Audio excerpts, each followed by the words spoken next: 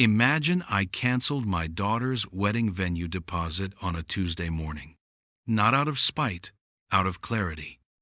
Because sometimes the cruelest thing you can do to someone who spent years erasing you is to finally let them succeed on their own. Before we continue, please subscribe to the channel and let us know where you are listening in the comments. This helps us grow and share more stories that hit hard. My name is Robert Chen. I'm 63 years old. For the last 18 months, I've been what my daughter Melissa calls an embarrassment. Not to my face, of course. Never to my face. But walls are thin in expensive homes, and Bluetooth speakers don't always disconnect when you think they do. I raised Melissa alone after her mother passed when she was 7. Lung cancer. Non-smoker. One of those cruel jokes the universe plays. I was a line cook then, working doubles at a hotel restaurant downtown. The kind of place where you smell like fryer oil no matter how much you shower. Melissa used to wait for me in the staff break room, doing homework on a folding table, eating whatever the chef would send back for her. She never complained. Not once. I put her through state college. Worked my way up to sous chef, then head chef, at a corporate cafeteria. Not glamorous, but it paid. Every penny I didn't spend on rent or groceries went into her account. She graduated with a business degree, got a job at a marketing firm, met Brandon. Brandon came from what his mother calls good stock, old money. The kind of family that has a lawyer on retainer the way normal people have a plumber's number on the fridge. His father owns a chain of car dealerships. His mother sits on charity boards and pronounces vase like vase. I met Brandon exactly 4 times before the engagement. Each time, he shook my hand like he was afraid of catching something. Each time, Melissa laughed a little too loud at his jokes and steered conversations away from my work, my neighborhood, my life. The engagement party was at the country club. I wasn't involved in the planning. Melissa said it was easier if Brandon's mother handled it, since she knew the venue. I said fine. I wore my best suit, the one I bought for Melissa's college graduation. Navy blue, a little shiny at the elbows now, but clean. I arrived 20 minutes early. The parking attendant looked at my 12-year-old Honda Civic like it was a health code violation. Inside, everything was white and gold. Ice sculptures, string quartet, waiters in bow ties carrying trays of champagne and flutes, so thin they looked like they'd shatter if you breathed wrong. Melissa saw me from across the room. I watched her face do something I'd never seen before. A kind of collapse. Then a reset. She walked over, Brandon's mother trailing behind her like a perfumed shadow. "Dad," Melissa said, her smile tight. "You made it. Wouldn't miss it, sweetheart." Brandon's mother, Constance, extended 2 fingers. Not a handshake, an offering. Like I was supposed to kiss her ring. "Robert," she said. "How quaint. Melissa mentioned you worked in food service?" The way she said it. Like I scraped roadkill off highways. "I'm a chef," I said. "How wonderful. We have a chef too. Pierre. He's from Lyon. Does the most extraordinary things with duck." Melissa touched my elbow.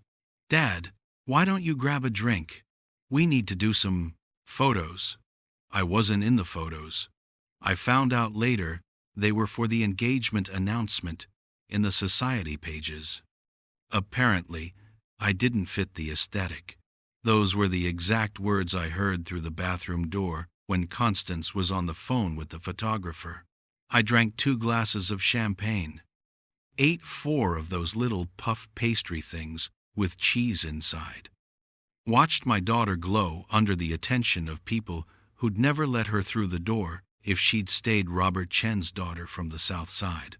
I left before the toasts. That was 14 months ago. The wedding planning started immediately. Melissa called every few weeks with updates. The venue, a historic estate outside the city. the dress custom, from a designer I'd never heard of. The guest list, 240 people. The budget, and this is where my chest started to tighten, $160,000. Brandon's parents are covering most of it, Melissa said quickly. But, Dad, if you could contribute, I know it's a lot, but maybe 10 or 15,000? For the father of the bride? I had 32,000 in savings. Money I'd been setting aside for retirement, for the day my knees finally gave out and I couldn't stand over a stove anymore. I'll see what I can do, I said. Thank you, Daddy. She hadn't called me Daddy in years. It felt like a tip. I sent her $12,000.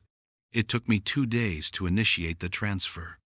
My hand kept hovering over the keyboard, but she was my daughter, my only child, the person I'd spent 30 years loving more than my own heartbeat. She texted back, "Got it. Thanks." Helps a lot. No call, no "I love you." 6 words.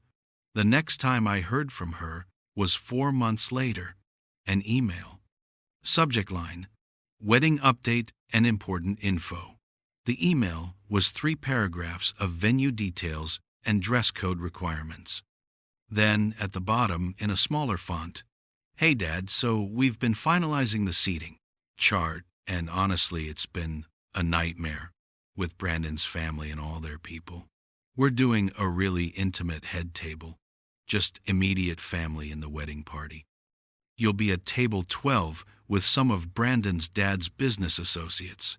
They're great guys. You'll have fun. Also, Constance asked if you could maybe not mention the chef thing?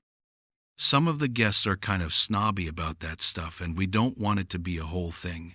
Maybe just say you're retired? Love you." I read it 17 times. Table 12, not the chef thing. Love you, with an exclamation point. Like enthusiasm could substitute for sincerity. I didn't reply right away. I sat with it. I made myself dinner, garlic butter, shrimp over angel hair, because cooking is the only thing that's ever made sense to me, and I thought about the little girl who used to sit on the kitchen counter and steal raw pasta before I could get it in the pot. Then I opened my laptop and started looking at bank statements. The mortgage on Melissa's condo, the one she and Brandon bought 6 months ago. The down payment had been $40,000. I'd contributed $18,000. Melissa told me it was a loan she'd pay back once they were settled. The monthly payment was $2,800. I'd been covering it since they moved in, just until the wedding's over and we can rebalance our budget, Melissa had said. 6 months, $16,800. I opened my email, typed carefully. Melissa, congratulations again on the wedding. I've been reviewing my finances, and I need to let you know I won't be able to continue covering the mortgage payment. My last contribution will be this month's. I know you and Brandon will figure it out. I'm really looking forward to celebrating with you. Love, Dad. I hit send before I could second-guess myself. She called 4 minutes later. Dad, what the hell? Hi, sweetheart. You can't just stop paying the mortgage. We budgeted around that. Brandon's bonus doesn't come until January. I understand, but I can't keep covering it. Why not? You said you'd help us. I have been helping you for 6 months, and $12,000 for the wedding, and $18,000 for the down payment. Melissa, that's almost $50,000 in a year. Silence. Then, so what? You're keeping a tally now? That's really sad, Dad. Something in my chest cracked.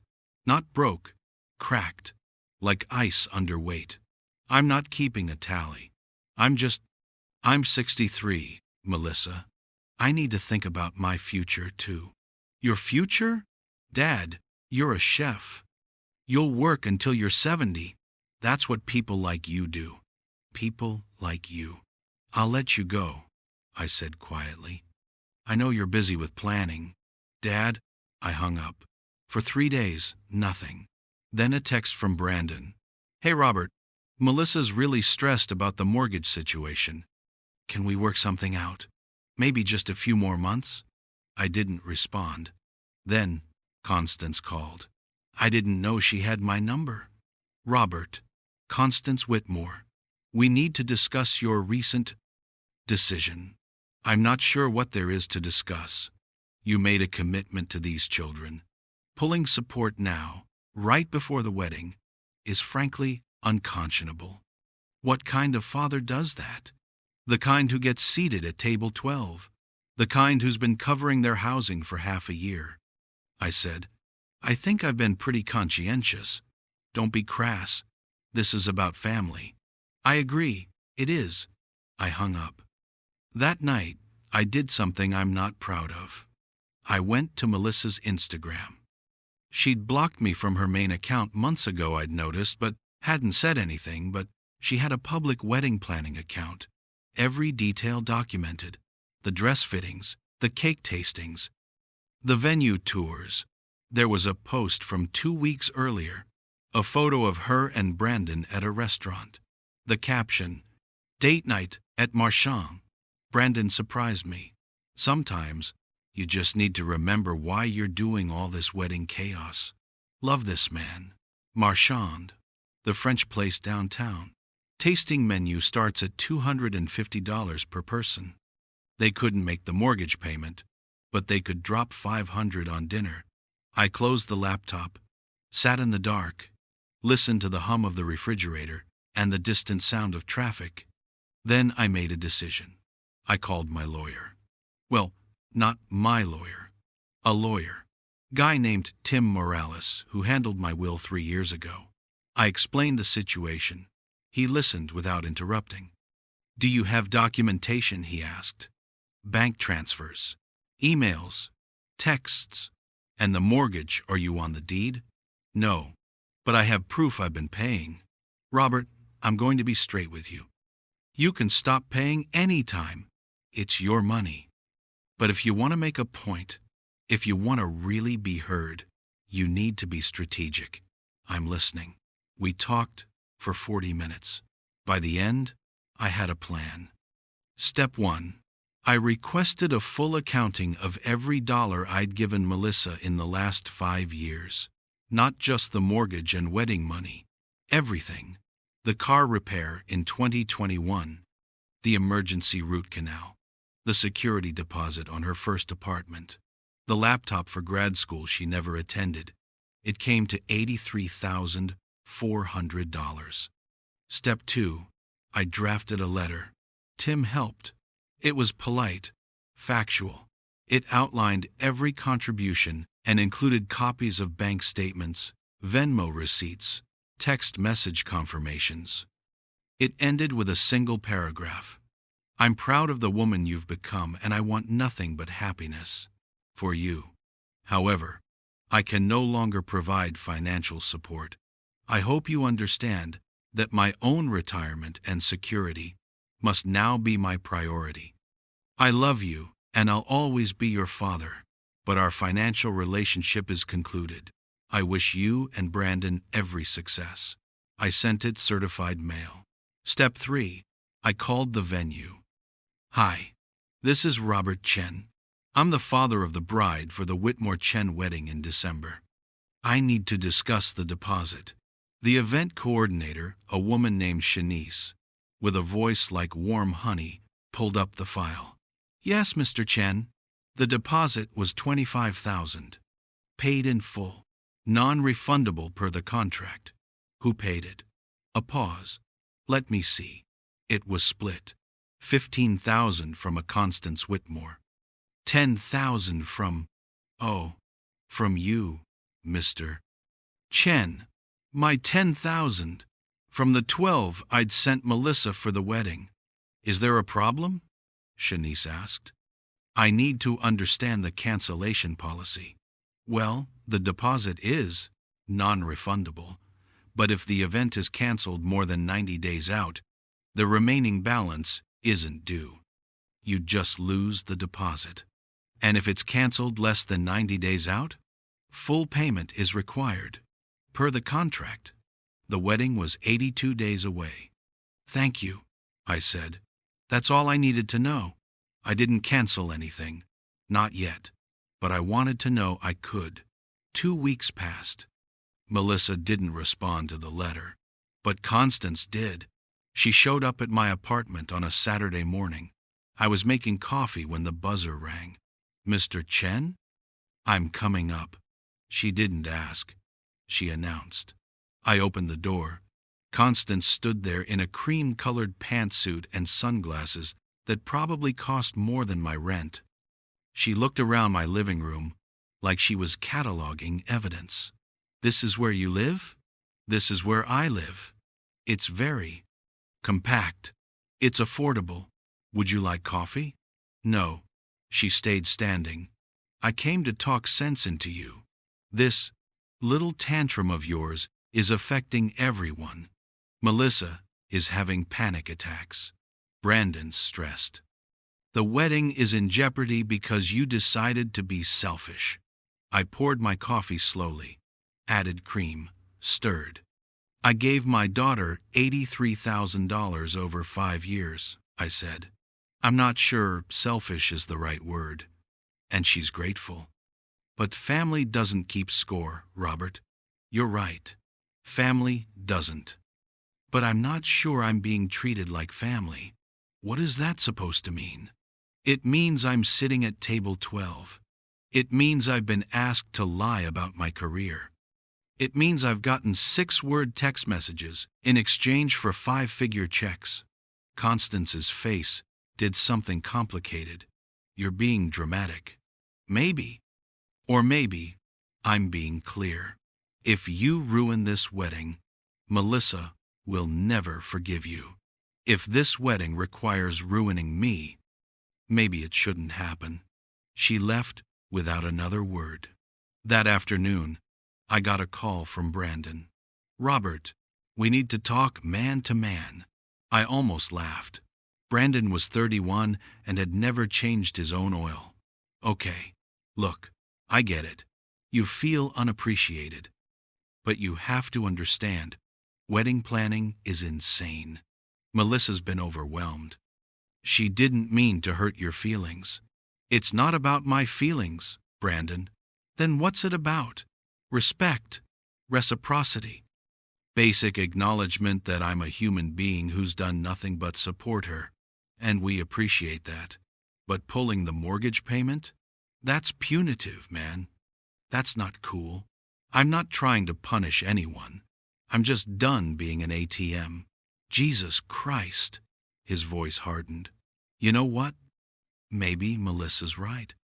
Maybe you are bitter that she's moving up in the world, and you're still stuck in your little apartment cooking for cafeteria workers. There it was. The truth under the politeness. Thanks for clarifying, I said, and hung up.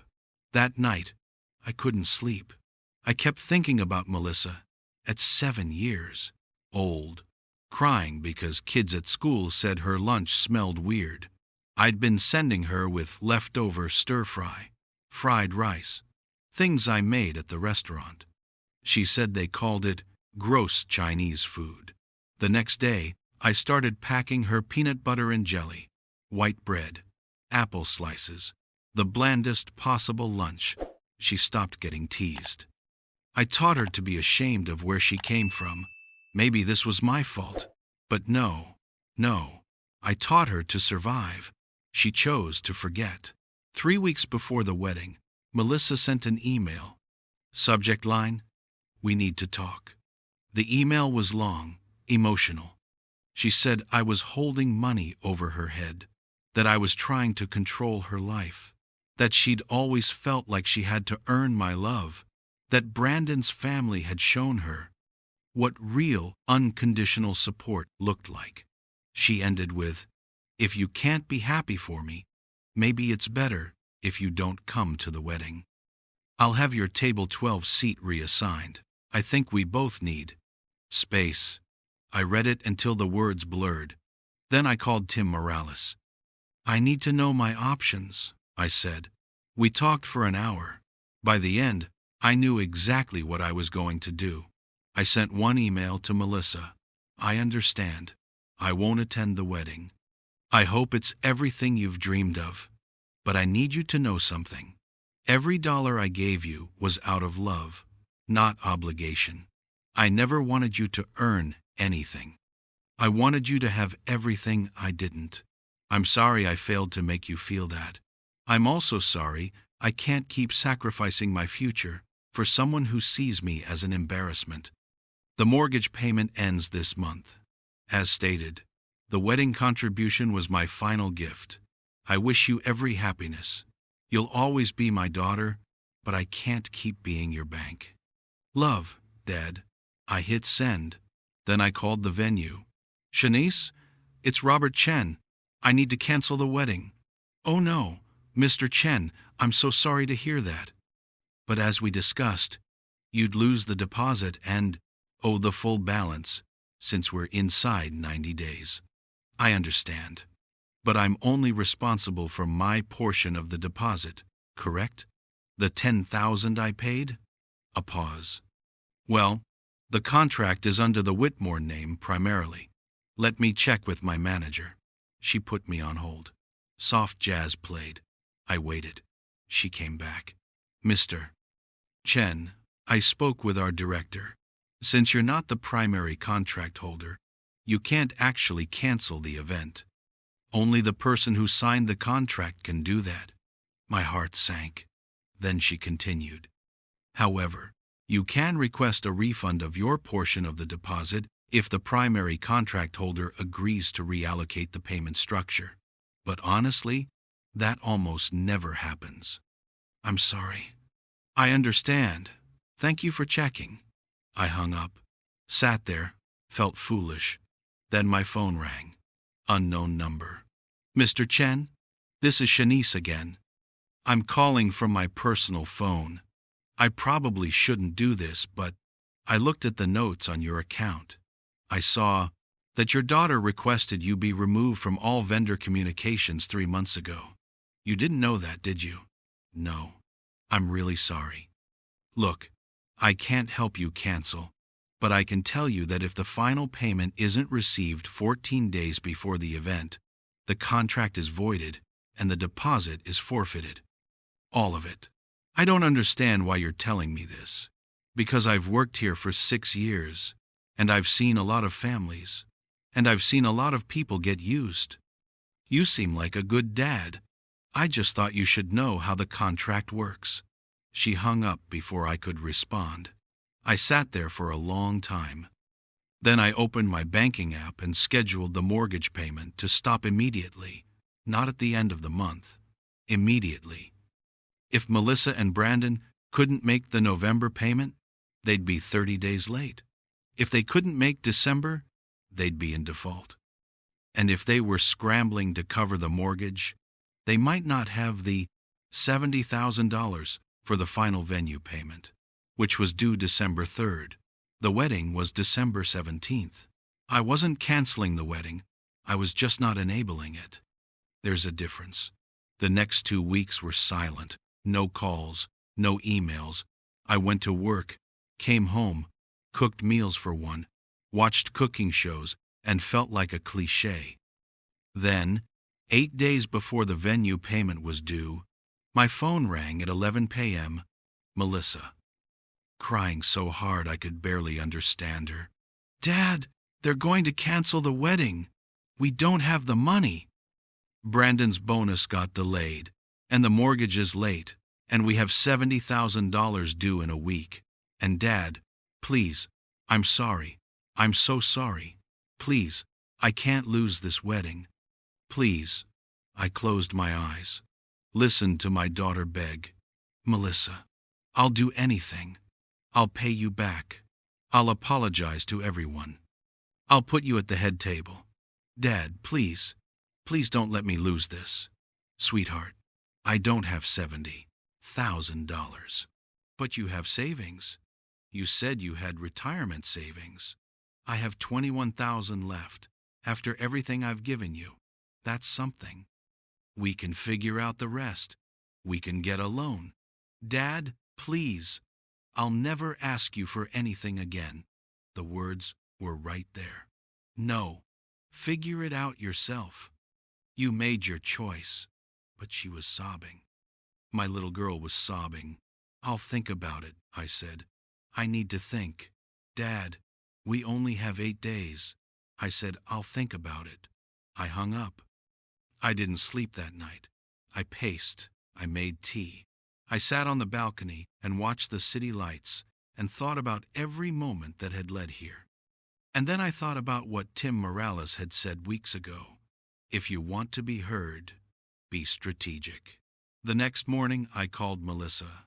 "I'll give you the 21,000, I said, "on one condition. Anything. I want a family meeting. You, me, Brandon, and his parents. Before I transfer the money, we all sit down and talk. Really talk. Dad, we don't have time. That's the condition." Silence. Then, "Okay. I'll set it up." The meeting was scheduled for that Saturday. Neutral location, a private room at a hotel restaurant. Not mine.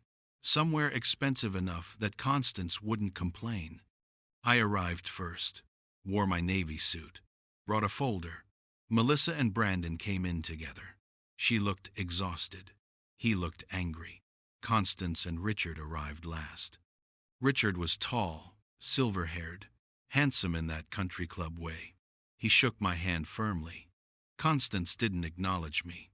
We sat, ordered coffee. The silence was excruciating. Finally, Melissa spoke. "Dad, thank you for coming. We really appreciate." I held up a hand, opened the folder. "Before we talk about money, I need to show you something." I laid out the first page. A spreadsheet. Every dollar I'd given Melissa since she graduated college. Dates. Amounts. Descriptions. $83,400. I said quietly. "Over 5 years." Brandon leaned back. "Jesus Christ, here we go." "I'm not done," I said. I laid out the next page. A printout of Melissa's Instagram. The Marchand dinner. Circled in red. 2 weeks before you told me you couldn't make the mortgage payment, you spent $500 on dinner. Melissa's face went white. Next page. A screenshot of Brandon's Facebook. A photo of him at a golf resort. Caption. "Boys' weekend. Needed this." Dated 6 weeks earlier. "How much does a weekend at Pebble Beach cost, Brandon?" "That was a gift from my father," Brandon said tightly. "I'm sure it was." Next page. The email where Melissa asked me not to mention being a chef. I slid it across the table to Constance. "You asked my daughter to be ashamed of me." Constance barely glanced at it. "I asked for discretion. There's a difference." "Is there?" I laid out the final page. The seating chart. Table 12 highlighted. "This is where you put me. At a wedding I helped pay for. At a table with strangers. While you sat with people who've known your daughter for less than 2 years. The room was dead silent. Melissa's eyes were streaming. "Dad, I didn't mean yes, you did." My voice cracked. "You meant all of it. And that's okay. You're allowed to be embarrassed by me. You're allowed to want a different life. But you're not allowed to take my money and my dignity." Richard cleared his throat. "Robert, I think we all understand there have been miscommunications. But this is a lot of drama over a wedding." "It's not about the wedding," I said. "It's about being erased." I stood up, left the folder on the table. "I'm not giving you the $21,000. I'm not giving you anything else. Not because I don't love you, Melissa, but because I can't keep funding a relationship where I'm only valuable when I'm useful." Melissa stood, reaching for me. "Dad, please. I hope you have a beautiful wedding," I said. "I really do. But I won't be there, and I won't be paying for it." I walked out. Behind me, I heard Constance say, Well, that was theatrical. I drove home, hands shaking, chest tight, feeling like I'd either done the bravest or cruelest thing of my life. That night, Richard called me. "Robert, it's Richard Whitmore. Do you have a moment? I'm listening. I owe you an apology. I've been absent from the wedding planning. Left it to Constance and the kids. I didn't realize how you'd been treated." "Okay. I spoke with Brandon and Melissa and my wife. What happened today was unacceptable.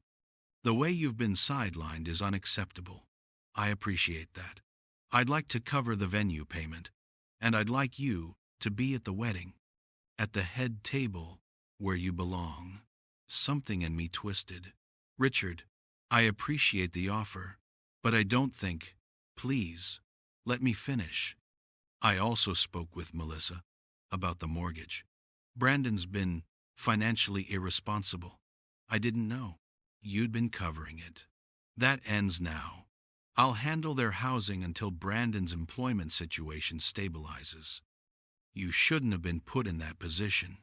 I didn't know what to say. "And Robert, I looked at your spreadsheet. $83,000. I've spent more than that on country club fees and never changed anyone's life. You built your daughter from scratch. That's not something to be ashamed of." My throat closed up. "I'll understand if you don't come to the wedding," Richard continued, "but I hope you will. I think Melissa needs to see you there. Needs to remember who actually showed up for her." We hung up. I sat there for a long time. Then Melissa texted, "Dad, I'm so sorry. I'm so sorry. You were right about everything. I got caught up in trying to fit into Brandon's world, and I forgot where I came from. I forgot who carried me there. I don't deserve your forgiveness, but I'm asking for it anyway. Please come to the wedding. Please. I need my dad." I stared at the message, typed and deleted 5 different responses.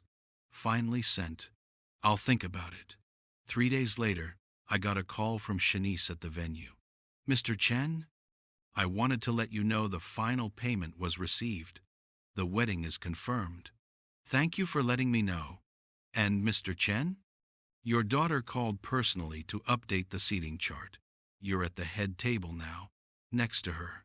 I closed my eyes. "Thank you, Shanice. You're welcome. I hope it's a beautiful day." The wedding was December 17th. I bought a new suit, charcoal gray, tailored. I arrived at the venue an hour early. The estate was covered in snow. White lights everywhere. It looked like a fairy tale. Melissa found me in the lobby. She wore her dress. Looked so much like her mother my chest ached. "Dad! Hi, sweetheart." She burst into tears. I held her while she sobbed into my shoulder, careful not to crush the dress. "I'm so sorry," she kept saying. "I'm so sorry. I know you are. I almost lost you, but you didn't." She pulled back, mascara streaked. "I don't deserve you." "Probably not," I said, and she laughed through the tears. "But you're stuck with me anyway." The ceremony was beautiful. I walked her down the aisle, sat at the head table, made a toast that made people laugh and cry. I didn't mention the money, didn't mention table 12, didn't mention any of it. I just told a story about a 7-year-old girl who used to steal raw pasta, and a father who learned that love isn't about what you give, it's about whether you're wanted. And I've never felt more wanted than I do right now. I finished, looking at Melissa. "Welcome to the family, Brandon. Take care of my girl." The room erupted in applause. Later, during the dancing, Constance approached me. "Robert, your toast was lovely.